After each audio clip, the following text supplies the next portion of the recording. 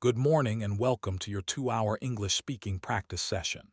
I'm so excited to spend this time with you today, helping you build fluency, confidence, and natural English expression. For the next 2 hours, you're going to immerse yourself completely in English, speaking continuously, practicing real-world scenarios, and training your brain to think in English naturally. So let's take a deep breath, relax your shoulders, and begin this journey together. Remember, the goal isn't perfection. The goal is progress, practice, and persistence. Let's start with the foundation. I'm going to begin by describing my morning routine in detail, using the present continuous tense to narrate my actions as they happen. This technique trains your brain to think in English in real time. Right now, I'm sitting at my desk in my study room. The morning sunlight is streaming through the window on my left, creating beautiful patterns on the wooden floor. I'm holding a cup of warm coffee in my right hand, and I can smell the rich aroma filling the air around me. I'm looking at my notebook, which is open to a fresh page. I'm picking up my pen now, and I'm writing today's date at the top of the page. Monday, February 9th, 2026. I'm feeling motivated and ready to practice. Let me continue describing what I'm seeing and doing. I'm glancing around my room now. On the wall directly in front of me, I'm seeing a large bookshelf filled with books of various sizes and colors. Some are standing upright, others are stacked horizontally. I'm noticing a small plant on the second shelf. Its leaves are a vibrant green, and it's growing toward the window, reaching for the sunlight. To my right, there's a small table with a lamp on it. The lamp isn't turned on right now because the natural light is sufficient. I'm hearing some faint sounds from outside. Birds are chirping in the trees. A car is passing by on the street. Someone is walking their dog, and I can hear the dog barking playfully in the distance. Now let me tell you about my entire morning from the moment I woke up. This morning, my alarm went off at 6:30. I remember reaching over to my nightstand and pressing the snooze button, telling myself I needed just 5 more minutes. But then I thought about my goals, about why I'm learning English, and I immediately got out of bed. I walked to the bathroom, turned on the light, and looked at myself in the mirror. I said out loud, "Today is going to be an amazing day. I'm going to practice English with dedication and enthusiasm." I brushed my teeth thoroughly, making sure to reach all the back teeth.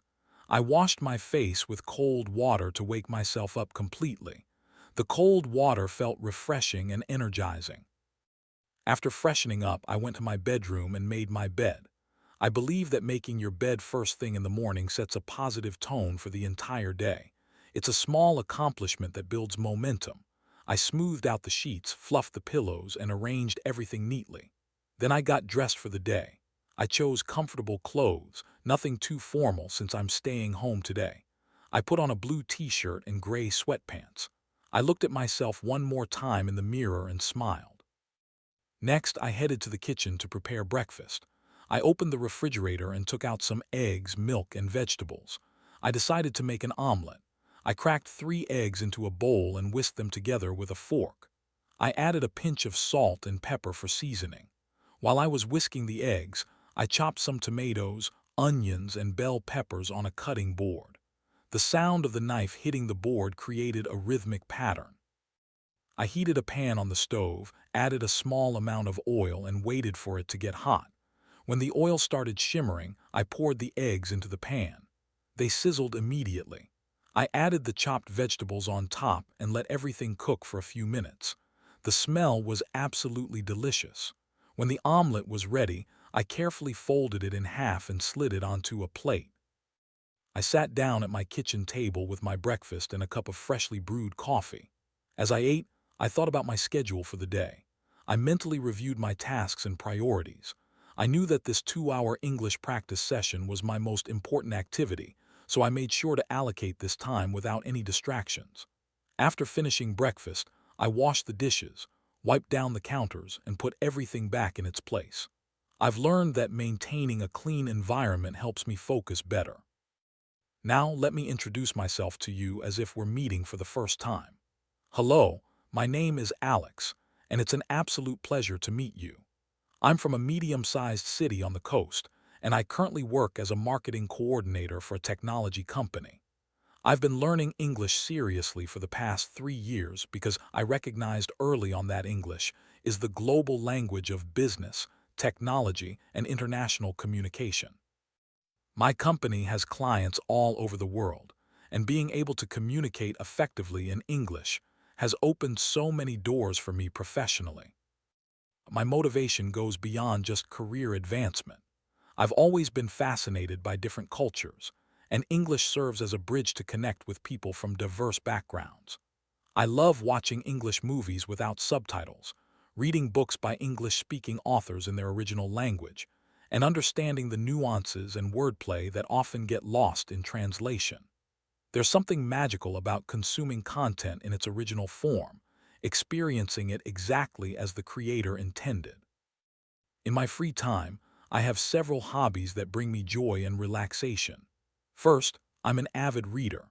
I particularly enjoy fiction, especially mystery and thriller novels. There's something captivating about getting lost in a good story, trying to solve the puzzle before the protagonist does.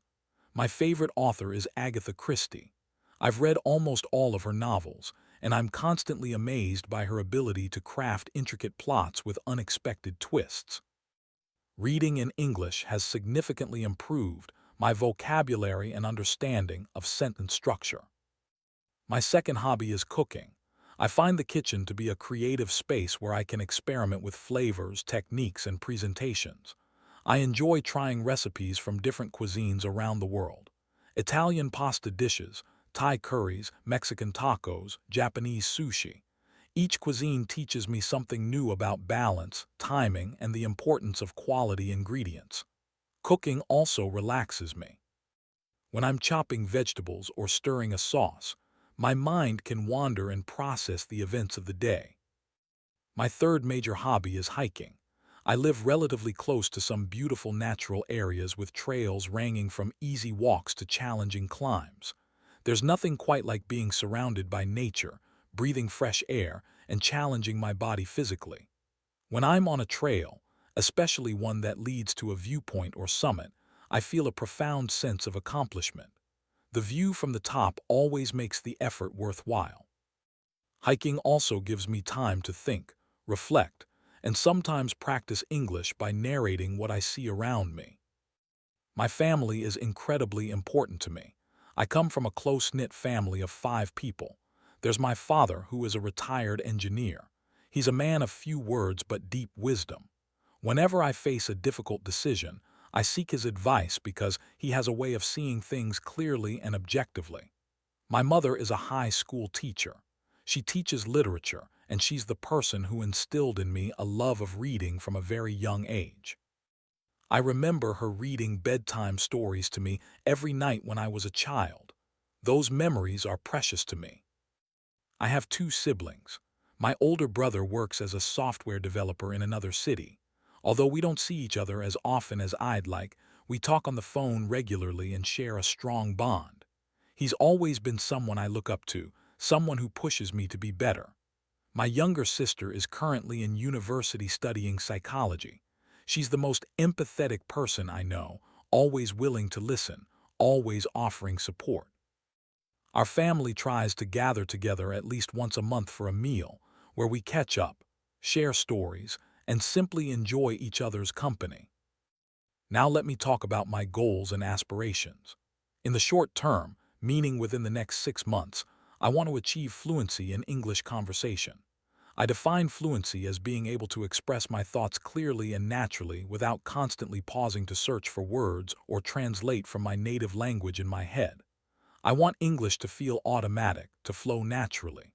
To achieve this, I'm committed to practicing every single day, even if it's just for 20 minutes. Consistency is more important than intensity. In the next year, I hope to take on more international projects at work, perhaps even traveling to English-speaking countries for business meetings or conferences. I also want to start creating content in English, maybe starting a blog or a YouTube channel where I can share my experiences and insights about language learning, professional development, or my hobbies. Creating content would force me to organize my thoughts coherently and express them in writing and speaking. Long term, I dream of living abroad for at least a year, fully immersing myself in an English-speaking culture. I imagine what it would be like to wake up every day surrounded by English, to think in English naturally, to dream in English. I think about making friends from different countries, learning about their traditions, sharing meals, and creating memories that transcend language barriers. This dream motivates me every day to keep practicing, keep improving, keep pushing forward. If I had to describe myself in 3 words, I would choose determined, curious, and adaptable. I'm determined because once I set a goal, I pursue it relentlessly. I don't give up easily, even when faced with obstacles or setbacks. I'm curious because I have an insatiable desire to learn, to understand, to explore new ideas and perspectives. I ask questions constantly. I read widely. I seek out new experiences. And I'm adaptable because I've learned that life rarely goes exactly according to plan. The ability to adjust, to pivot, to find alternative solutions is crucial for success in any endeavor. Now I'm going to practice expressing my opinions on various topics. This is an essential skill in English because in real-world conversations, people want to know what you think, how you feel, and why you hold certain beliefs. Let me start with technology in daily life. In my opinion, technology has fundamentally transformed the way we live, work, and interact with each other, and this transformation has both positive and negative dimensions. On the positive side, technology has made information incredibly accessible. When I was younger, if I wanted to learn about something, I had to go to a library, search through card catalogs, find the right book, and hope it contained the information I needed. Now, within seconds, I can access thousands of articles, videos, and expert opinions on virtually any topic. This democratization of knowledge is revolutionary. Technology has also made communication instantaneous and global. I can video call my friend who lives on the other side of the world and see her face, hear her voice, and share moments with her in real time. This was science fiction just a few decades ago. For language learners like me, technology provides incredible resources. I can watch English news broadcasts, listen to podcasts, use language learning apps, join online communities with native speakers, and access pronunciation tools. All of this accelerates the learning process dramatically. However, I also recognize the downsides. I think we've become overly dependent on our devices, to the point where it's affecting our mental health and relationships. I observe people at restaurants staring at their phones instead of talking to each other. I see parents checking emails while their children are trying to tell them about their day. I catch myself mindlessly scrolling through social media when I could be reading a book, exercising, or having a meaningful conversation. This concerns me deeply. Moreover, technology has created new forms of stress. We're expected to be available all the time. Work emails come in at night and on weekends. Social media creates pressure to present a perfect life, leading to comparison and inadequacy. The constant stream of news, much of it negative, can be overwhelming and anxiety-inducing. I believe we need to be more intentional about how we use technology, setting boundaries and creating tech-free zones in our lives. What I advocate for is balance and mindfulness. Technology should be a tool that serves us, not a master that controls us. I've personally implemented several practices to maintain this balance. I turn off notifications for most apps so I'm not constantly interrupted. I designate certain times of day for checking email and social media rather than doing it continuously. I put my phone in another room when I'm working on tasks that require deep concentration. And I've committed to having at least one completely tech-free hour before bed, using that time to read, journal, or simply relax. Let me move on to another topic that I'm passionate about, which is the importance of learning languages. I strongly believe that learning a new language is one of the most valuable investments a person can make in themselves. It's not just about memorizing vocabulary and grammar rules.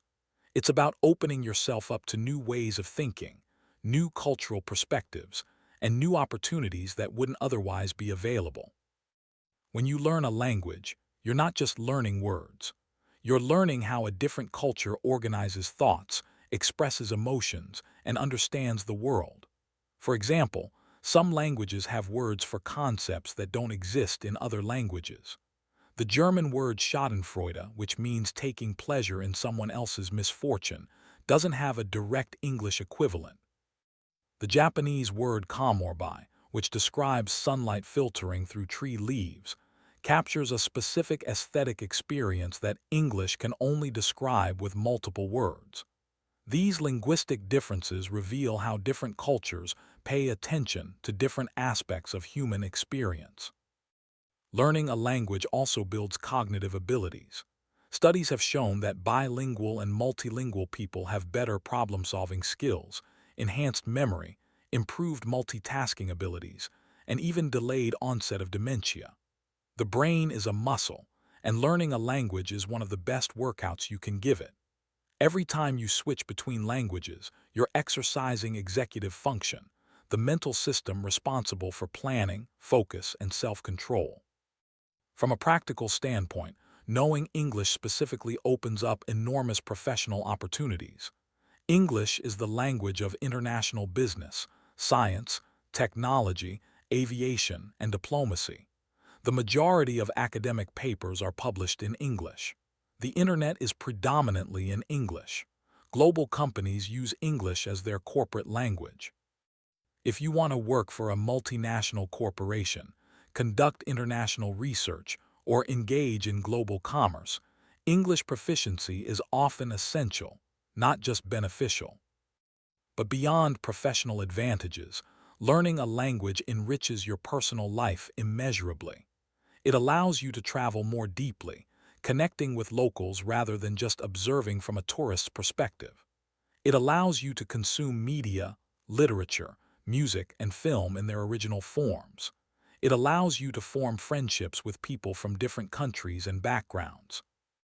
Some of my most meaningful relationships have been with people I met through language exchange programs or international communities.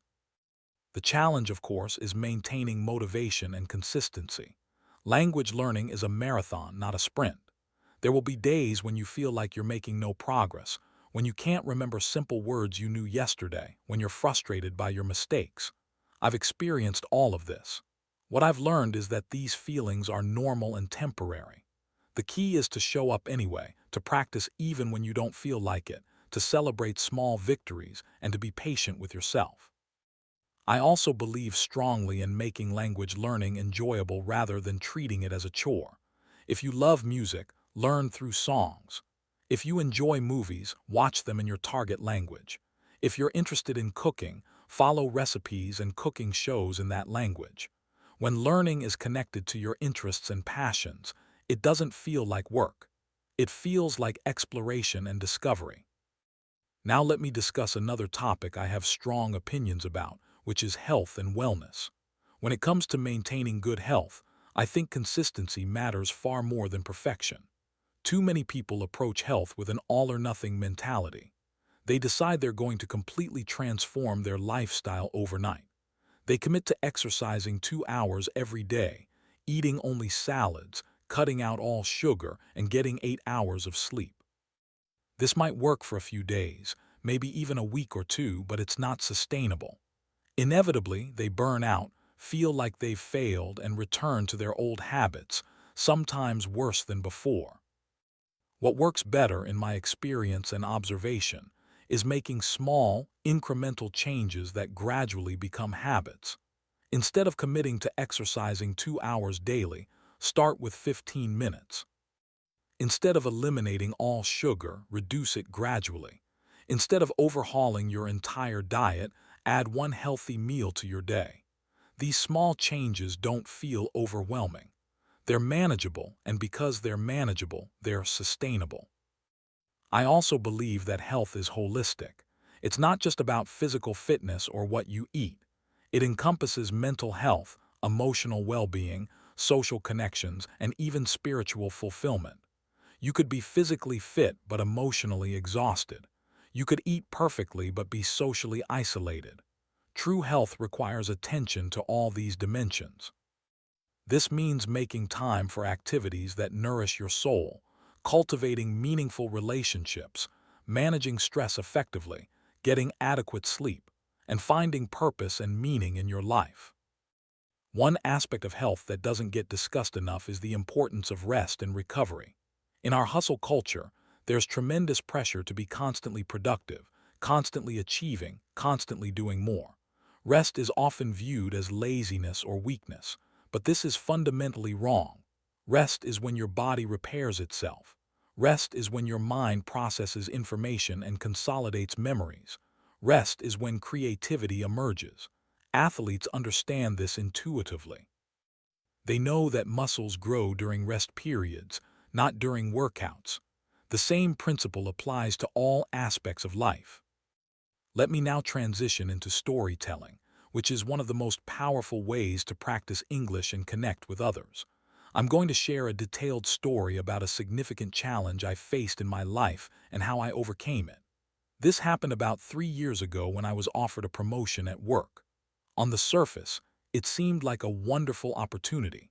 More responsibility, better pay, an impressive title, but there was one major complication.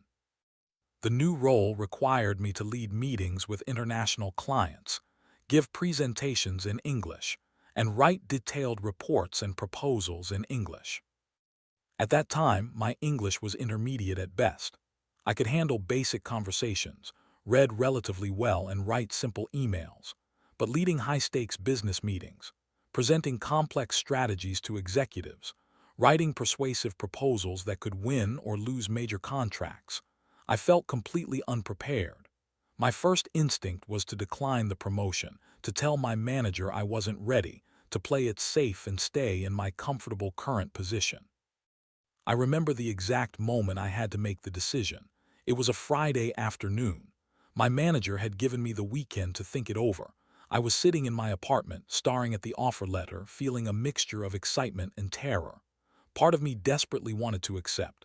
It was recognition of my hard work, an opportunity to grow professionally, a chance to prove myself. But another part of me was paralyzed by fear. What if I accepted and failed spectacularly? What if I embarrassed myself in front of clients? What if my poor English cost the company business? The fear felt overwhelming. That evening I called my older brother. I explained the situation, my doubts, my fears. I expected him to give me practical advice about weighing pros and cons. Instead, he asked me a simple question that changed my perspective entirely. He said, "If you were completely fluent in English right now, would you accept this promotion?" I immediately answered yes. He then said, "So the only thing standing between you and your goals is English. Languages can be learned. Skills can be developed. The question isn't whether you're ready now. The question is whether you're willing to do what it takes to become ready." That conversation was a turning point. I realized I had been looking at the situation backwards. I had been asking, am I qualified for this promotion? When I should have been asking, am I willing to work hard enough to become qualified? The answer to the second question was absolutely yes. That weekend, I made a decision. I would accept the promotion, and I would commit myself completely to improving my English rapidly and effectively. On Monday morning, I walked into my manager's office and accepted the position. My start date was 6 weeks away, which gave me time to prepare intensively. I created a structured plan. Every morning before work, I spent 1 hour practicing English. I focused on business vocabulary, presentation skills, and professional writing. During my lunch breaks, I listened to English podcasts related to my industry. In the evenings, I watched TED Talks and business presentations, studying not just the content but the delivery, the packing, the body language, the way speakers handled questions. I also hired a tutor for 3 sessions per week. She was a native English speaker with experience in business communication. We practiced mock meetings and presentations. She corrected my grammar, pronunciation, and word choice. More importantly, she helped me build confidence. She recorded our sessions so I could watch myself and identify areas for improvement. Watching these recordings was uncomfortable at first. I cringed at my mistakes, my awkward phrasing, my uncertain tone. But over time, I noticed improvement. My sentences became smoother, my vocabulary expanded, My confidence grew. 6 weeks later, I started my new position. My first major test came just 2 weeks in.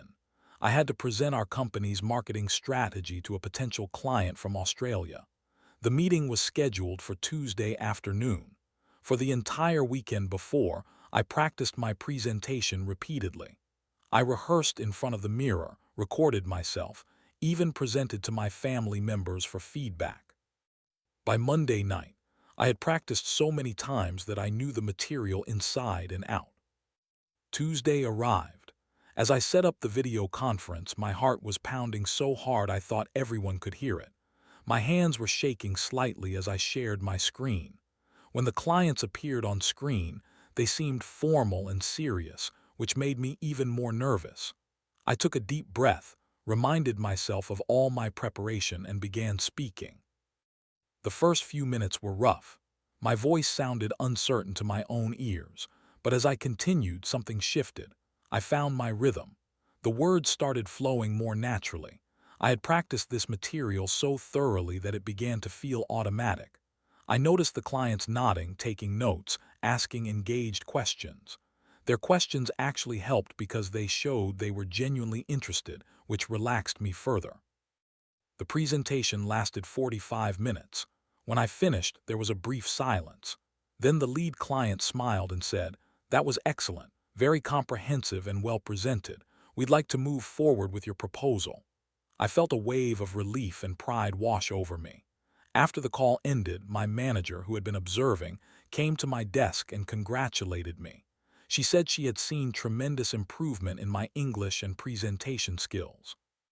That experience taught me several invaluable lessons. First, discomfort is temporary, but regret can last forever. If I had declined the promotion out of fear, I would have always wondered what might have been. Second, we're capable of far more than we think when we're willing to work for it. 6 weeks earlier, I couldn't have imagined delivering that presentation successfully, but intensive, focused practice made it possible. Third, confidence comes from competence. I didn't need to be perfect. I needed to be prepared. Since then, I've led dozens of meetings, given countless presentations, and written numerous proposals in English. Each experience has made me stronger and more confident. The promotion that once terrified me became one of the best decisions of my career. It forced me out of my comfort zone and into growth. Looking back, I'm grateful I said yes despite my fears. Let me share another story, this one more lighthearted but equally memorable. Last year, I traveled to London for the first time. I had been learning English for 2 years at that point and felt reasonably confident about my abilities. I could handle conversations, ask for directions, order food. I thought I was well prepared for the trip. However, I quickly discovered that there's a significant difference between classroom English and real-world English spoken at natural speed, with various accents. My first challenge came at the airport immediately after landing. I needed to take the underground into central London. I approached the ticket machine, but the interface was confusing. A kind older gentleman noticed my confusion and offered to help. He started explaining the ticketing system, but he spoke so quickly and with such a thick accent that I could barely understand him. I caught maybe every third word. I nodded and smiled, pretending to understand, not wanting to seem rude or incompetent. I purchased what I thought was the right ticket based on his gestures and walked to the platform. When I tried to scan my ticket at the gate, it didn't work. I tried again. Nothing. A long line was forming behind me. People were getting impatient. I felt my face turning red with embarrassment. A station attendant came over, looked at my ticket, and explained that I had purchased a single journey ticket but needed a different type for my destination. Her explanation was clear enough that I understood my mistake. I had to return to the machine and purchase the correct ticket while numerous people watched. This small incident was humbling. It reminded me that language learning isn't linear. You can feel confident one moment and completely lost the next. But it also taught me the importance of asking for clarification rather than pretending to understand. If I had simply told the gentleman, "I'm sorry, I didn't quite catch that. Could you speak a bit more slowly?" he would have been happy to help. Instead, I let my ego get in the way, which created more problems. The rest of my trip was filled with similar learning moments. At a restaurant, I ordered what I thought was a chicken dish based on the menu description. When it arrived, it turned out to be something completely different, apparently a British specialty I had misunderstood. At a bookstore, I spent 10 minutes searching for a section before realizing I had been mispronouncing the word I was asking about. At a cafe, I accidentally joined the wrong queue and had to awkwardly extract myself. But these embarrassing moments were also wonderful experiences. British people were generally patient and kind with my mistakes. Many seemed genuinely pleased that I was making the effort to speak English. Several struck up conversations with me, asking where I was from, what brought me to London, what I thought of their city. These spontaneous interactions were invaluable practice. One conversation particularly stands out. I was sitting on a bench in Hyde Park, enjoying the afternoon sunshine and reading a book. An elderly woman sat down next to me with her small dog. She asked what I was reading. We started chatting, and I mentioned I was visiting from abroad and practicing my English. She immediately became even more engaged. She told me about her life, her late husband who had been a teacher, her children who lived in different countries. She spoke clearly and patiently, adjusting her speed when she noticed I was struggling to follow. We talked for nearly an hour. She shared recommendations for places to visit, restaurants to try, hidden gems that tourists usually miss. She asked about my country, my culture, my impressions of England. It was one of those magical conversations where you connect with a complete stranger in a meaningful way. When we finally said goodbye, she wished me luck with my English learning and told me I was doing wonderfully. That simple encouragement meant more to me than she probably realized. By the end of my week in London, my comprehension had improved noticeably. My ear had adjusted to British accents. I felt more comfortable initiating conversations. I had learned practical vocabulary that I had never encountered in textbooks. Most importantly, I had gained confidence in my ability to navigate real-world situations in English, even when things didn't go perfectly. Now let me practice some phone conversation scenarios, which are particularly challenging because you don't have visual cues like body language and facial expressions to help with understanding. I'll simulate both sides of these conversations to practice different roles and contexts. Imagine I'm calling to make a doctor's appointment. The phone rings twice, and then I hear a pleasant voice answer. "Good afternoon, this is Riverside Medical Center. You're speaking with Jennifer. How may I help you today?" I respond. "Good afternoon, Jennifer. My name is Alex Chen, and I'd like to schedule an appointment with Dr. Martinez if possible. I've been experiencing some persistent headaches over the past week, and I think I should get them evaluated." Jennifer replies, "I'm sorry to hear you've been having headaches. Let me check Dr. Martinez's schedule for you. Just to confirm, are you an existing patient with us?" I answer, "Yes, I am. I've been seeing Dr. Martinez for about 2 years now." She says, "Perfect, I have your file here. Let me see what we have available. We have an opening this Thursday, February 13th at 2:30 in the afternoon or Friday, February 14th at 10 o'clock in the morning. Which time works better for you?"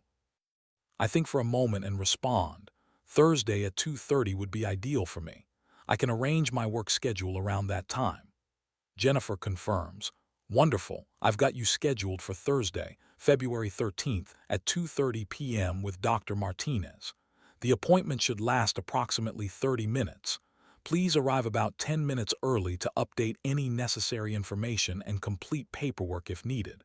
Is there anything else I can help you with today?" I reply, "Actually, yes. Would it be possible to get a copy of my medical records from my last visit? I'm planning to see a specialist and they've requested my recent history." Jennifer responds, "Certainly. I can prepare those for you. You can pick them up at our front desk, or if you prefer, we can mail them to you or send them directly to the specialist's office." "What would work best?" I answer. "Sending them directly to the specialist would be most convenient. I'll email you their contact information right after this call." Jennifer says, "Perfect. Just send that information to records at Riverside Medical. calm and will process the request within 2 business days. Is there anything else? I respond, no, that covers everything. Thank you so much for your help, Jennifer. I really appreciate your efficiency and kindness. She replies warmly, you're very welcome, Alex. We'll see you on Thursday at 2:30. Take care, and I hope those headaches improve soon. I say, thank you, goodbye, and the call ends. Now let me simulate another phone conversation, this time calling customer service about a problem with an online order. I dial the number and navigate through an automated menu system. After selecting the appropriate options, I'm connected to a representative. Thank you for calling Tech Gear Customer Service. My name is Michael, and I'll be happy to assist you today. May I please have your order number? I respond, hello, Michael. Yes, my order number is TG849233356. I received my package yesterday, but unfortunately the laptop case I ordered arrived damaged. Michael says, I'm very sorry to hear that your item arrived in that condition. That's certainly not the experience we want for our customers. Let me pull up your order. I see here that you ordered the premium leather laptop case in black. Is that correct? I confirm, yes, that's correct. Michael continues, can you describe the damage for me? I explain. The box itself was dented on one corner, which should have been my first warning sign. When I opened it, I found that the zipper on the case is broken. It looks like something heavy was placed on top of the package during shipping, crushing that corner. Michael responds with empathy. That's frustrating, and I completely understand your disappointment. Let me make this right for you. I have a few options. I can send you a replacement case with expedited shipping at no charge, which would arrive within 2 to 3 business days. Alternatively, if you prefer, I can process a full refund immediately, and you'd see the credit back on your card within 3 to 5 business days. Which option would you prefer? I consider for a moment and say, I really like the case, and I still need one for my laptop, so I'd prefer the replacement with expedited shipping if that's possible. Michael replies, absolutely. I'm processing that right now. You'll receive a confirmation email within the next hour with tracking information for your replacement. I'm also including a prepaid return shipping label in that email. You can use it to send back the damaged case whenever it's convenient for you. Just drop it off at any of our partner shipping locations.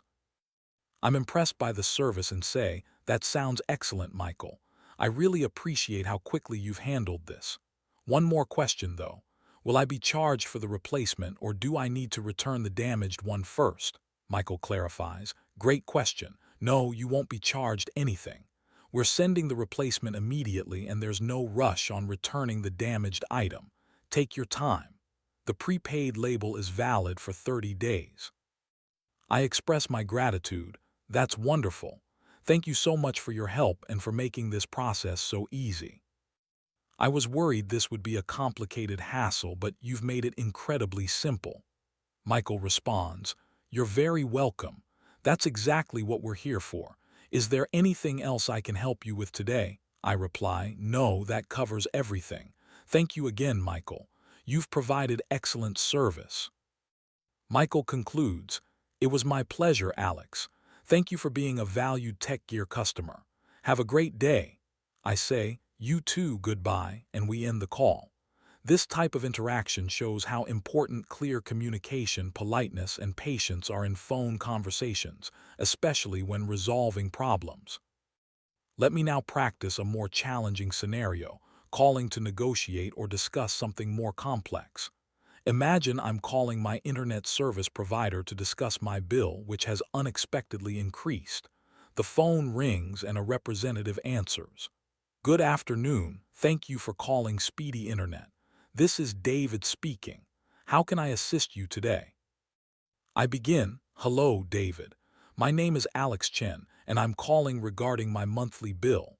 I noticed that this month's charge is significantly higher than usual, and I'd like to understand why and see if there's anything we can do about it. David responds professionally. I'd be happy to look into that for you. May I please have your account number or the phone number associated with your account? I provide the information, and David says, thank you. Let me pull up your account. I see you've been a customer with us for approximately 18 months.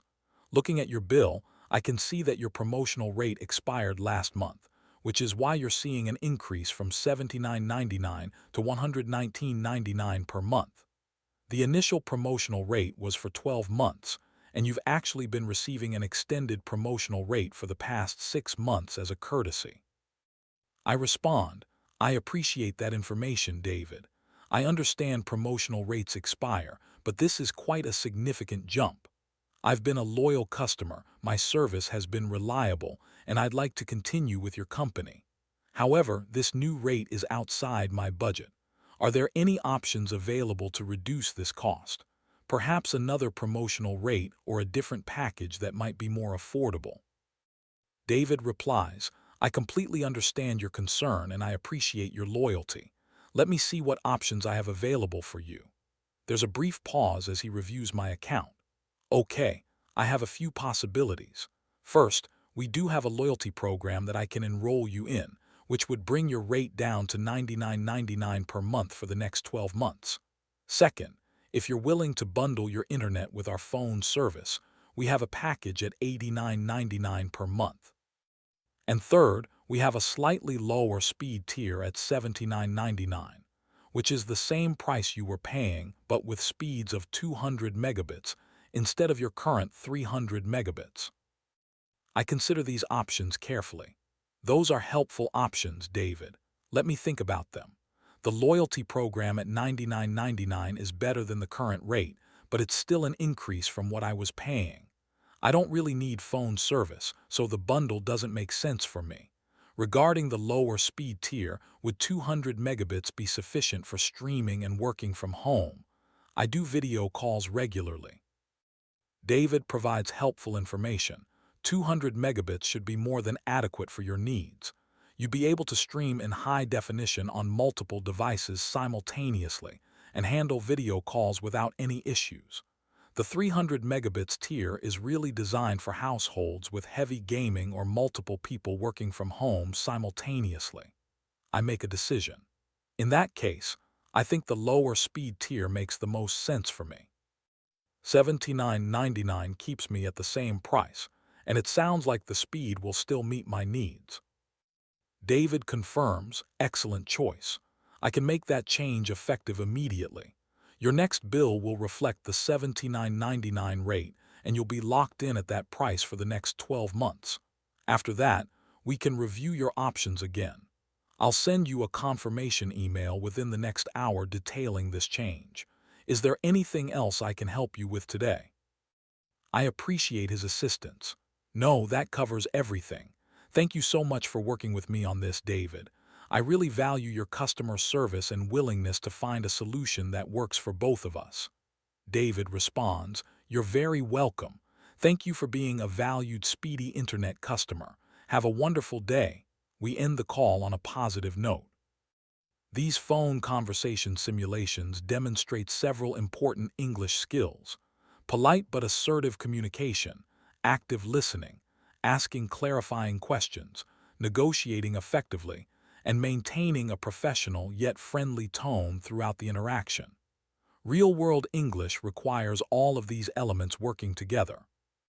Now I want to practice presenting arguments from multiple perspectives on controversial topics. This skill is crucial for critical thinking and for participating in thoughtful discussions. Let me explore the question of whether artificial intelligence will ultimately benefit or harm society. Arguments supporting the position that AI will benefit society are compelling and numerous. Proponents argue that artificial intelligence has already demonstrated tremendous positive impact and will continue to do so as the technology advances. In healthcare, AI systems can analyze medical images with accuracy that matches or exceeds human radiologists, potentially catching diseases earlier and saving lives. AI algorithms can predict which patients are at highest risk for certain conditions, allowing for preventive interventions. Drug discovery is being accelerated through AI that can simulate molecular interactions, potentially bringing life-saving medications to market faster. In education, AI-powered adaptive learning systems can personalize instruction to each student's needs, pace, and learning style. Students who struggle with traditional classroom instruction might thrive with AI tutors that provide unlimited patience and can explain concepts in multiple ways until understanding is achieved. This could help address educational inequality by providing high-quality instruction to students regardless of their geographic location or economic circumstances. AI is also revolutionizing scientific research across disciplines. Climate scientists use AI to model complex environmental systems and predict impacts of various interventions. Astronomers use AI to analyze vast amounts of data from telescopes, discovering exoplanets and cosmic phenomena that humans might miss. Biologists use AI to understand protein folding, which could unlock treatments for diseases that have long eluded us. From an economic perspective, AI promises to automate tedious, dangerous, and repetitive tasks, freeing humans to focus on creative, strategic, and interpersonal work that machines cannot replicate. Proponents argue that throughout history, technological advances have created more jobs than they've eliminated, and AI will follow this pattern. New industries and professions we can't yet imagine will emerge, just as the internet created entirely new sectors of employment. Furthermore, supporters argue that AI can help solve some of humanity's most pressing challenges: climate change, food security, clean water access, disease prevention. These complex global problems require analyzing enormous datasets and identifying patterns that exceed human cognitive capacity. AI could be the tool that enables us to finally address these existential threats effectively. However, there are equally compelling arguments from those who worry about AI's potential harms to society. Critics point out that AI systems can perpetuate and amplify existing biases. If AI is trained on historical data that contains human prejudices regarding race, gender, or socioeconomic status, the AI will learn and replicate these biases, potentially making discriminatory decisions about loan applications, job candidates, or criminal sentencing. Unlike human bias, which can be challenged and corrected through dialogue, AI bias is often hidden in complex algorithms that even their creators don't fully understand. The economic concerns are also significant.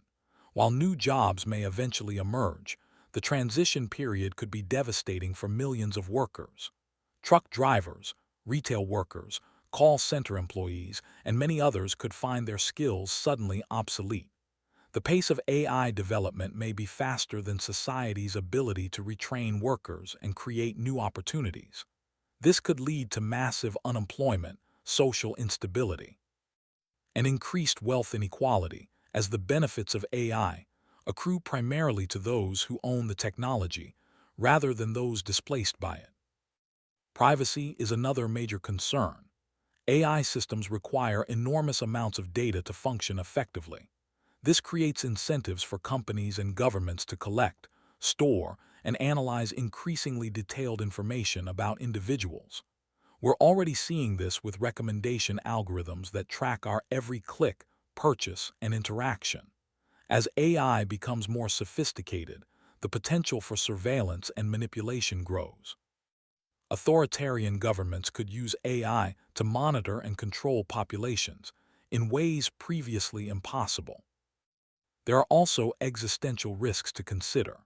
Some AI researchers warn that as systems become more advanced, particularly if we develop artificial general intelligence that matches or exceeds human cognitive abilities across all domains, we could lose control.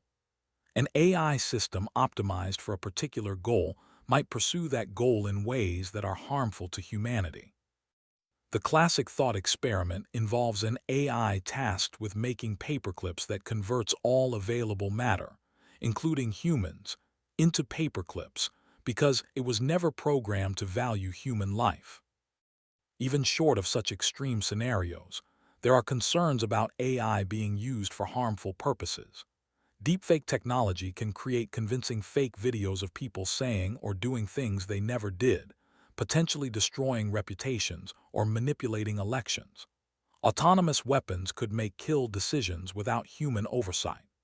AI-powered disinformation campaigns could undermine truth and democratic discourse at scales we can't effectively counter. So where do I personally stand on this complex issue? I believe the truth lies in recognizing that AI itself is neither inherently good nor bad.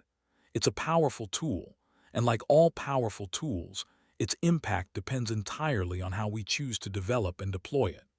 The question isn't whether AI will benefit or harm society. The question is whether we can create adequate governance, ethical frameworks, and safeguards to maximize benefits while minimizing risks. I'm cautiously optimistic but deeply concerned about our current trajectory.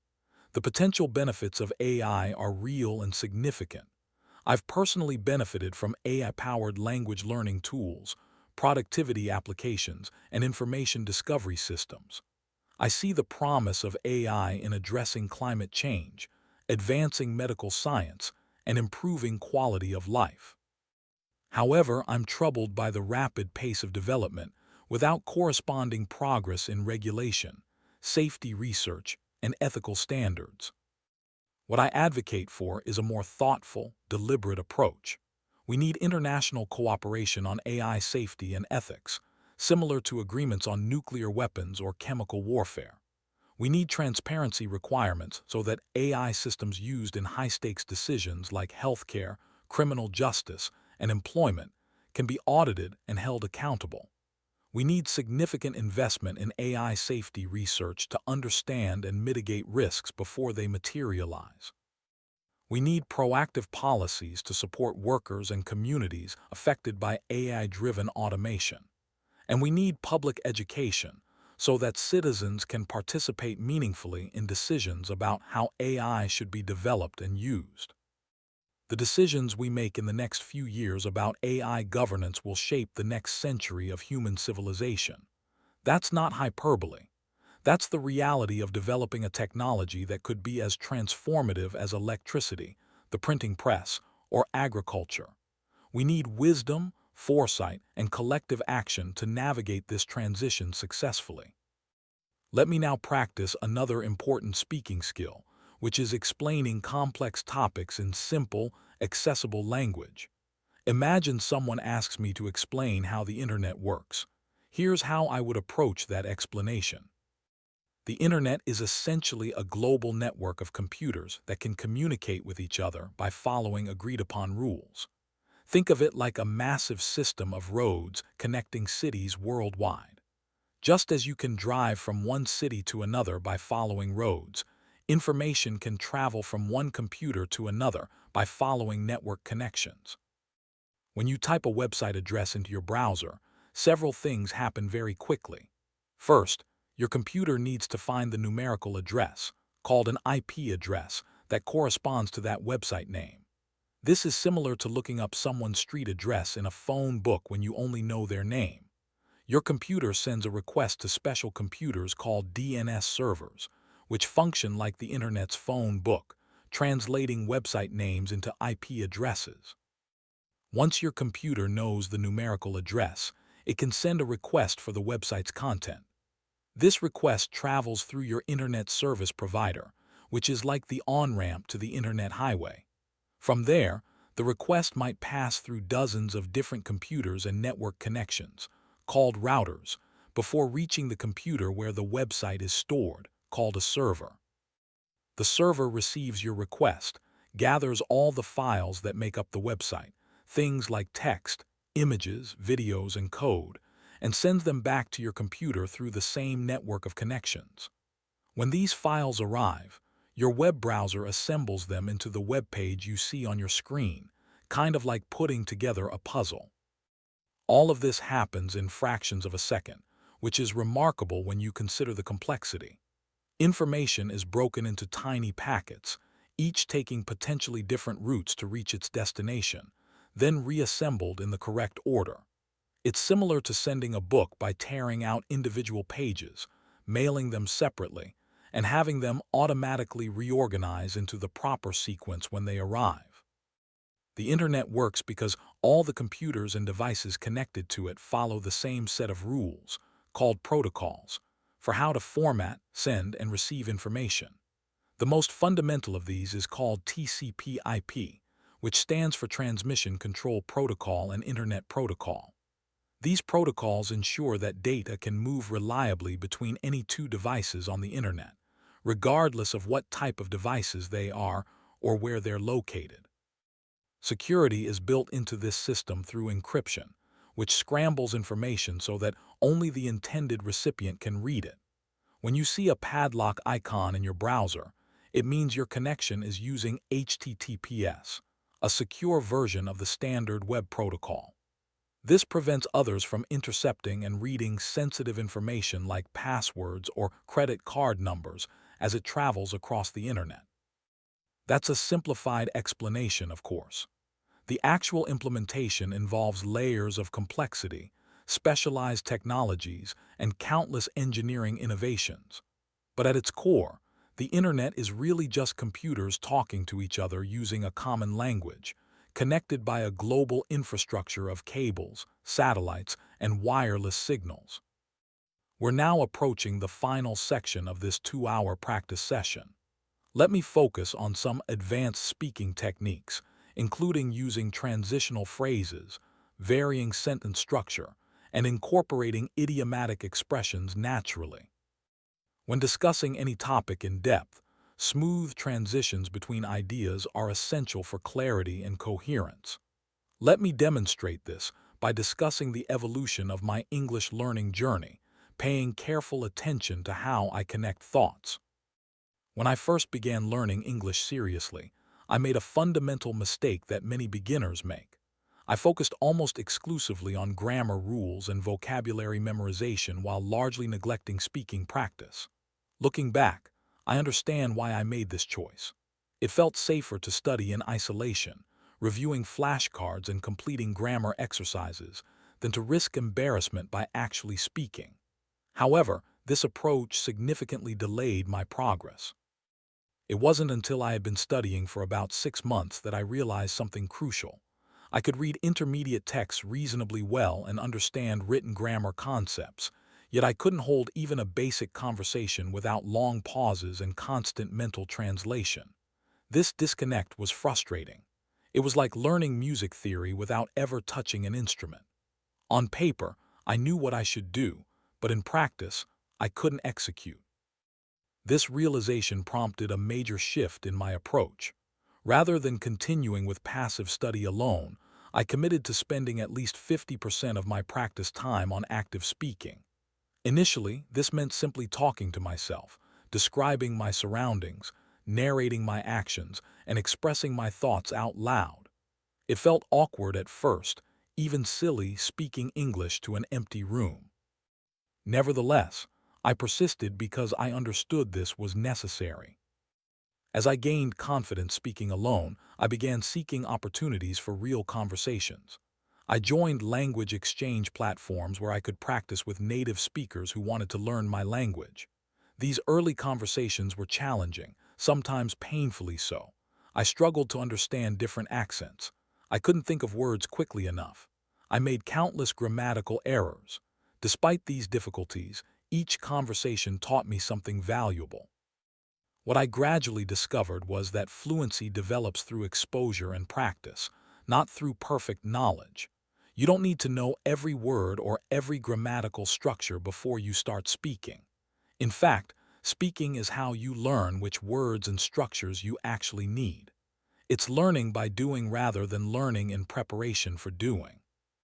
Moreover, I learned that native speakers are generally far more patient and understanding than I had anticipated.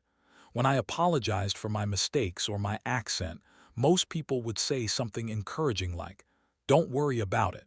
You're doing great," or "I think it's wonderful that you're learning English." This positive reinforcement was incredibly motivating. Over time, patterns began to emerge. Certain phrases came up repeatedly in conversation. Specific grammatical structures appeared again and again. Rather than trying to learn everything at once, I focused on mastering these common elements. This strategic approach proved far more effective than my previous method of trying to memorize comprehensive grammar textbooks. Furthermore, I discovered the power of immersion. even when I couldn't travel to an English-speaking country. I changed my phone's language settings to English. I watched movies and television shows in English, first with subtitles in my language, then with English subtitles, and eventually with no subtitles at all. I listened to English podcasts during my commute. I read English news articles instead of translations. I even started thinking in English, internally narrating my thoughts and experiences. These immersion techniques created an environment where English surrounded me constantly. At first, it was exhausting. My brain had to work overtime to process everything. However, after a few weeks, it started feeling more natural. My comprehension improved dramatically. I began recognizing words and phrases without conscious effort. My response time in conversations decreased because I was no longer translating mentally. What surprised me most about this journey was how non-linear progress turned out to be. Some weeks I felt like I was improving rapidly, understanding more, speaking more fluently. Then I'd hit plateaus where I seemed to make no progress at all despite consistent effort. Occasionally, I even felt like I was getting worse, forgetting words I once knew or making mistakes I had previously mastered. These fluctuations were discouraging. Fortunately, I learned that these plateaus are a normal part of language acquisition. Progress happens internally even when it's not immediately visible. Your brain is processing, organizing, and consolidating information. Then suddenly, often unexpectedly, you experience a breakthrough. Words that were difficult become easy. Concepts that were confusing become clear. Conversations that were exhausting become enjoyable. Today, after 3 years of consistent practice, my relationship with English has transformed completely. It's no longer something I study. It's something I use, something I live with daily. I dream in English sometimes. I catch myself thinking in English automatically. When I hear English, I don't translate anymore. I simply understand. Yet I'm also more aware than ever of how much I still have to learn. The more proficient I become, the more I recognize the subtleties I'm missing. The nuances of tone, the cultural references, the wordplay and humor that native speakers employ effortlessly. This awareness doesn't discourage me, though. Instead, it excites me. It means there are always new layers to discover, new depths to explore. My advice to anyone on a similar journey is this. First, start speaking from day one. Don't wait until you feel ready because you'll never feel completely ready. Second, embrace mistakes as learning opportunities rather than failures. Every error teaches you something if you pay attention. Third, find ways to make practice enjoyable by connecting it to your interests and passions. Fourth, be patient with yourself while remaining persistent in your efforts. Fifth, celebrate small victories along the way because they accumulate into major achievements. Language learning is one of the most rewarding challenges you can undertake. It expands your world, connects you with people across cultures, and opens doors you didn't know existed. The journey requires dedication, consistency, and patience, but I can say with absolute certainty that every hour invested is worthwhile. As we approach the end of this 2-hour practice session, I want to emphasize something important. The fact that you've stayed with this practice for 2 full hours demonstrates remarkable commitment and discipline. Not everyone has the dedication to practice this intensively. That dedication will serve you well not just in language learning, but in every area of your life where sustained effort is required. Remember that fluency is built through consistent daily practice, not occasional intensive sessions. While 2-hour sessions like this are valuable, 15 to 20 minutes every single day will ultimately produce better results than sporadic longer sessions. The key is making English practice a non-negotiable part of your daily routine, like brushing your teeth or eating meals. Keep challenging yourself by gradually increasing the difficulty of what you practice. If conversations about daily routines feel comfortable, move on to abstract topics like philosophy or complex issues like economics. If you can speak fluently for 5 minutes, push yourself to speak for 10. If you can understand slow, clear speech, Expose yourself to fast-paced natural conversations. Growth happens at the edge of your comfort zone. Most importantly, never lose sight of why you're learning English. Whether it's for career advancement, travel, education, connecting with people, or personal satisfaction, keep that motivation front and center. On difficult days when practice feels tedious, remind yourself of your goals and how English will help you achieve them. Thank you for spending time practicing English with me. I hope this session has helped you build confidence, expand your vocabulary, improve your fluency, and most importantly, enjoy the process of expressing yourself in English. Keep practicing, keep growing, and remember that every word you speak brings you closer to fluency. Good luck on your continued English learning journey.